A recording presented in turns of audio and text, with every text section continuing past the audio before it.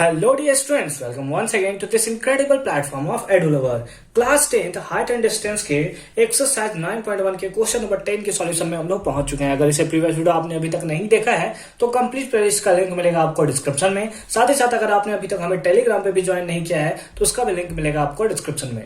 क्या है question number 10, चलिए फटाफट से देखते हैं। Two poles of equal height, दो पोल है जिसका equal height are standing opposite each other on the either side of the road. मतलब क्या है कि एक जो पोल हमारा, दो पोल है, एक पोल इधर है, बीच में रोड है, और एक पोल हमारा इधर देखने को मिल रहा है। दोनों का लेंथ जो है वो सेम है और बीच का जो डिस्टेंस आपको देखने को मिल रहा है, यहाँ पे क्या है, यहाँ पे ये आपका रोड है। ठीक है, एक पोल यहाँ पे है, एक पोल यहाँ है और बीच में ऐसा रोड गया हुआ है। ठीक है, विच इज 80 मीटर वाइड। अब ये रोड कितना मीटर वाइड है तो इसके बारे में हमें दिया है कि ये जो है 80 मीटर वाइड है। कितना है? 80 मीटर वाइड है। ठीक है, 80 मीटर।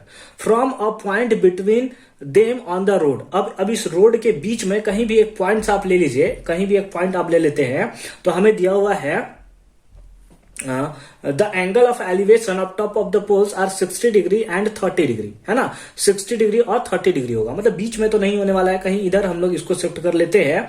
तो एक होगा ऐसे, एक होगा ऐसे और एक होगा हमारा ऐसे ऐसे।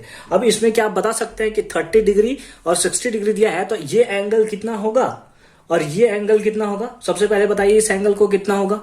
तो ये एंगल जो होगा हमारा होगा 30 डिग्री। अब बोलोगे सर कैसे 30 डिग्री होगा? तो अगर आप इसको देखो तो इसको कंपेयरली आपको सर को थोड़ा सा उठाना पड़ेगा। यहाँ पे अगर आपको खड़ा कर दे तो आप सर थोड़ा सा उठाओगे, लेकिन अगर यहाँ पे आप देखो तो ये आपको सर को एकदम बहुत ज्यादा ऐसे उठाना पड़ेगा, तो एंगल भी ज्यादा होगा। दैट इज ये हो गया हमारा 60 डिग्री। ठीक है, तो यहां तक हमने लिख लिया। तो हमसे पूछा है find the height of the poles. अब हाइट ऑफ द पोल्स बताना है। अगर इसका हम लोग नामकरण कर दे तो नामकरण कर सकते हैं ए बी, ये हो गया सी, ये हो गया डी और ये हो गया ई। तो हमें क्या फाइंड आउट करना है? हमें फाइंड आउट करना है ए बी को, मतलब दोनों तो इक्वल लेंथ है तो ए बी बोलिए या हम लोग बोल सकते हैं डीई बोल सकते हैं, दोनों तो हमें सेम ही देखने को मिलेगा। And the distance of the point from the pole, यानी कि ये डिस्टेंस और ये डिस्टेंस बताइए कि कितना है ना, कितना होगा।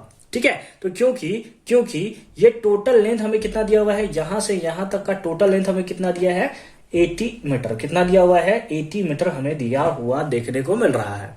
तो अगर हम लोग लेट सपोज यहां से यहां के डिस्टेंस को x लेट कर ले, यहां से यहां के डिस्टेंस को अगर x लेट कर ले तो यहां से यहां का डिस्टेंस कितना होगा? That is 80 minus x. कितना होगा? 80 माइनस एक्स। टोटल लेंथ कितना है? 80। तो अगर इसको हम लोग लेट कर ले x तो ये लेंथ कितना होगा? That is 80 minus x. 80 minus x. ठीक है, समझ में आ गया? समझ में आ गया, चलिए बहुत अच्छी बात है। तो हमें एक तो x का वैल्यू फाइंड आउट हो जाएगा, तो ये डिस्टेंस और ये डिस्टेंस पता चल जाएगा, और उसके साथ साथ हमें डीई या फिर AB को फाइंड आउट करना होगा। तो सबसे पहले हम लोग गिवन लिख लेते हैं। गिवन, हमें गिवन क्या है? हमें गिवन है डिस्टेंस। डिस्टेंस कौन सा? दैट इज BD डिस्टेंस कितना दिया है? That is 80 metre. कितना दिया है? 80 मीटर। ठीक है, उसके साथ साथ थीटा हमें दिया हुआ है कितना? 30 degree and 60 degree. 30 degree and 60 degree. ठीक है, तो हमें फाइंड आउट क्या क्या करना है, यही डीई बोलिए या एबी बोलिए, और उसके साथ साथ सीडी और बीसी हमें यहाँ पे फाइंड आउट करना है। तो कैसे फाइंड आउट करेंगे, चलिए हम लोग थोड़ा इसको समझते हैं। हम लोग क्या करते हैं क्योंकि डीई और एबी हमें फाइंड आउट करना है, तो अगर हम लोग दोनों ही ट्राइंगल में देखें, दोनों ही ट्राइंगल, चाहे ये ट्राइंगल देखे या इधर वाले ट्राइंगल, एक्स इसमें भी है, एक्स इसमें भी है, क्या दोनों तरफ से हम लोग एक्स को वैल्यू को फाइंड आउट कर सकते हैं? दोनों तरफ एक्स के वैल्यू को इक्वेट कर सकते हैं। कैसे इक्वेट करेंगे, चलिए सबसे पहले चलते हैं इस ट्राइंगल में। कौन से ट्राइंगल? EDC या CDE लिख सकते हैं इसको हम लोग। तो चलेंगे इन ट्राइंगल, ऐसे ही लिख लेते हैं तो ज्यादा सही लगेगा। तो हम लोग लिख लेते हैं EDC। ठीक है, EDC। ठीक है, इसमें अगर EDC या CDE जो बोलिए आप इसको, ठीक है, इसमें हम लोग लिखेंगे tan, क्योंकि परपेंडिकुलर और बेस हम लोग हाइपोटेनस है तो कोई मतलब है नहीं, तो tan थीटा या cot थीटा भी यूज कर सकते हैं। थीटा का वैल्यू कितना है? 60 डिग्री। तो tan 60 degree equals to perpendicular, that is DE by base कितना है? दैट इज CD, और CD को हम लोग x भी लिख सकते हैं। अब इसका वैल्यू कितना होगा? √3 इक्वल्स टू DE को हमने लिख लिया DE, और यहां से हो गया CD को हमने लिख लिया x। यहां हमने CD को क्या लिख लिया?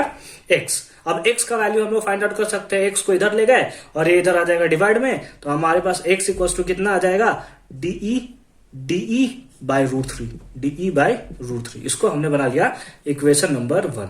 कितना बना लिया, इसको हमने बना लिया इक्वेशन नंबर 1। ठीक है, कोई इशू नहीं है अभी तक, यहां तक कोई इशू नहीं है। x का वैल्यू कितना आया, DE बाय रूट थ्री। अब चलेंगे बड़े वाले ट्राइंगल में, यानी कि इन ट्राइंगल AB और C।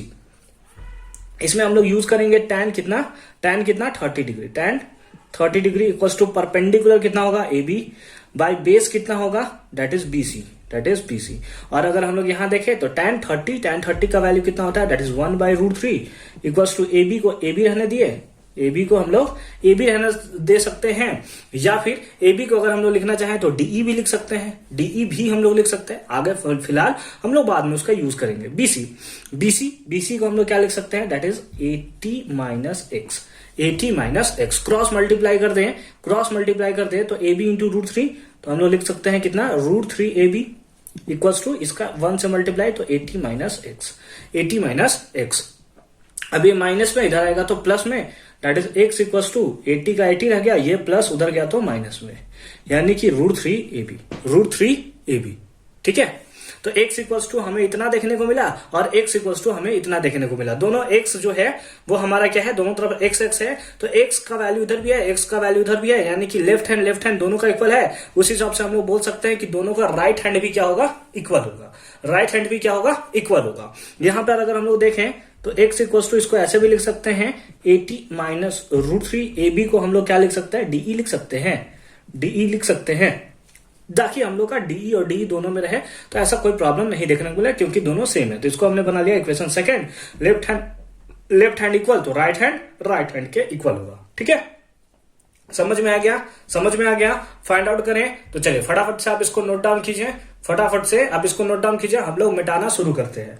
ठीक है, चलिए 1 2 3, चलिए बहुत अच्छी बात है। अब हम लोग ऊपर से मिटाना शुरू करते हैं।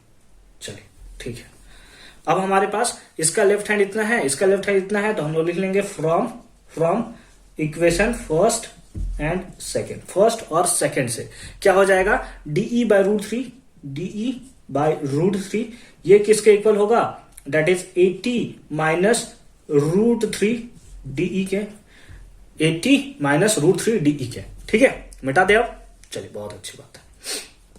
क्रॉस मल्टीप्लाई करेंगे तो DE इंटू 1, तो हमारे पास हो जाएगा DE equals to 80 into root three, तो हमारे पास हो जाएगा 80 root three plus minus root three into root three DE, तो हमारे पास हो गया कितना हो गया, 3DE। Root three into root three 3 हो गया, और इंटू DE है तो इंटू DE। ये माइनस में पकड़ के इधर लाएंगे तो प्लस में, यानी कि DE plus 3DE equals to कितना हो गया, दैट इज 80 रूट थ्री। अब इन लोगों को ऐड कर देंगे तो कितना हो जाएगा, 4DE equals to 80 root three. 4 के टेबल में 20 टाइम्स में, तो हमारे पास DE कितना आ गया, दैट इज 4 के टेबल में 20 रूट थ्री मीटर। यानी कि हमें हाइट ऑफ द बिल्डिंग पता चल चुका है। हमें क्या पता चल चुका है, हाइट ऑफ द बिल्डिंग। इसी को हम लोग AB भी लिख सकते हैं, या फिर हम लोग बोल सकते हैं AB equals to DE equals to कितना आ गया, 20 रूट थ्री मीटर, जो कि क्या है, हाइट ऑफ द